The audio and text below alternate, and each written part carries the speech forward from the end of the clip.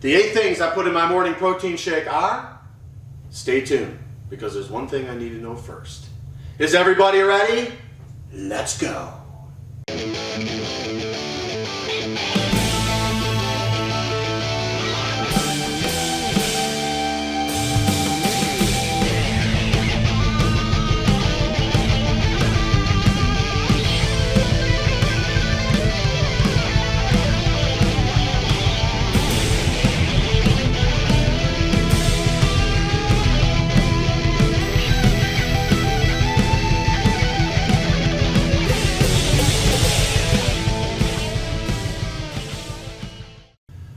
On mornings when I have to go to work, I will have a protein shake 100% of the time. I wake up at 5 a.m. and I get to work at 6 a.m. I don't have the time or the desire to eat this early, but I do need calories to start the day. If I am not working and I don't feel rushed in the morning, I will almost always make breakfast. So ingredient number 1.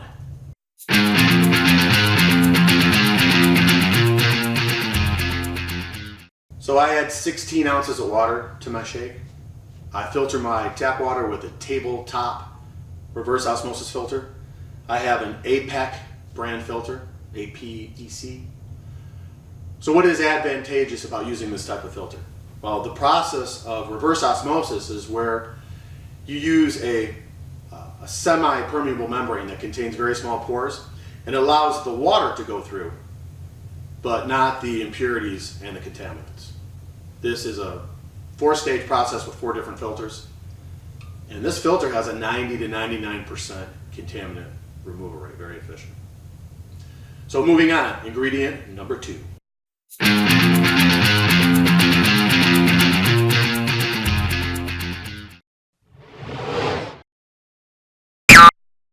So ingredient number 2 is kefir. Kefir, is that how you say that, kefir? My dear boy, you seem to be rather legless.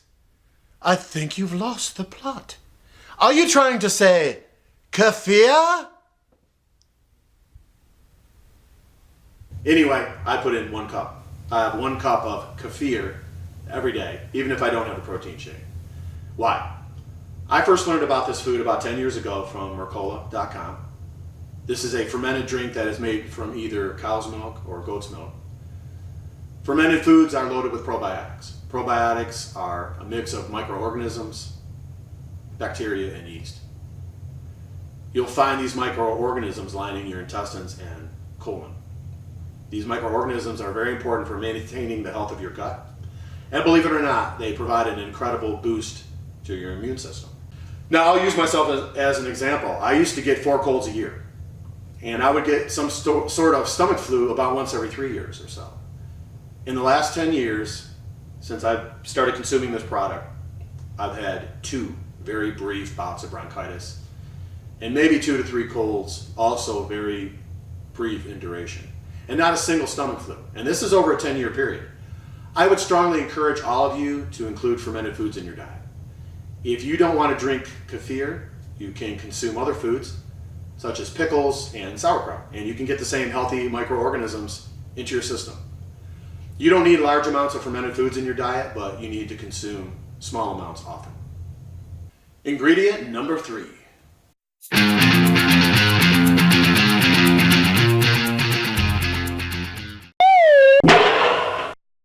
Whey protein. This is a type of protein found in milk, and it's actually a byproduct of cheese production. I use whey isolate protein specifically. Why do I use whey isolate? I don't want to get too technical with all of this. I don't want you to use my videos as a replacement for your nightly dose of melatonin to help you sleep. But there are techniques used to completely isolate the whey protein and remove the lactose and fat from the whey protein source. Contrast whey isolate with other types of protein powders like whey concentrate or casein. These are not as pure since they contain lactose. Not a lot, but many adults are lactose intolerant and can have significant issues digesting these types of lactose-containing products, issues with gas and diarrhea. That's why my choice is whey isolate only. Ingredient number 4.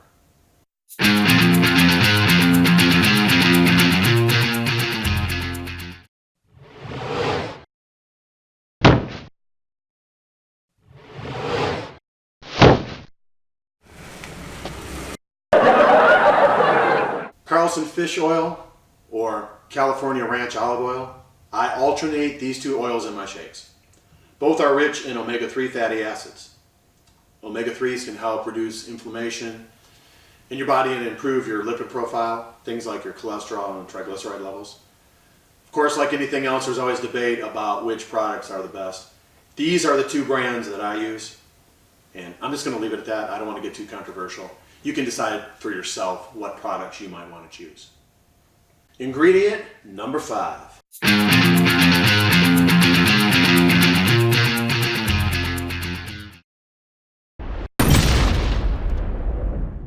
Apple cider vinegar. Potential benefits include lower blood sugar levels and potentially weight loss benefits. I say potential since there's considerable debate whether or not it has any benefit at all. It's a bit beyond the scope of this video to debate the science, so I won't, but I include it in my diet. Ingredients number 6 and number 7.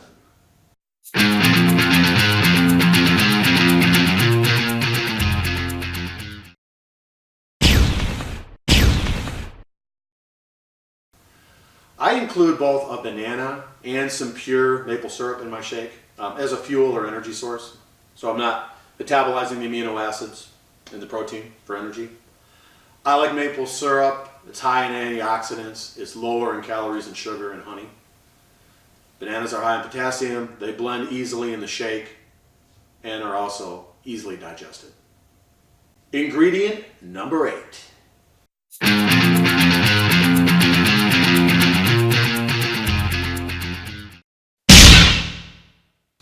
Psyllium husks. This is a topic that people do not want to discuss. Elimination. Believe it or not, 85% of the people in this country are constipated. You think the people that you deal with every day are full of it? They literally are full of it. Everyone needs to be moving their bowels every single day, and you would be shocked how many people don't. Food that sits in your intestines for more than 24 hours can produce lots of toxins, which is very stressful to your body and organ systems. How does psyllium help with elimination? It helps to pull water from your gut into your stool, making the stool easier to pass. Let's break it down. Calories, 830. Fat, 31 grams. Carbohydrate, 79 grams. Protein, 63 grams. In general, I never count calories or calculate macros.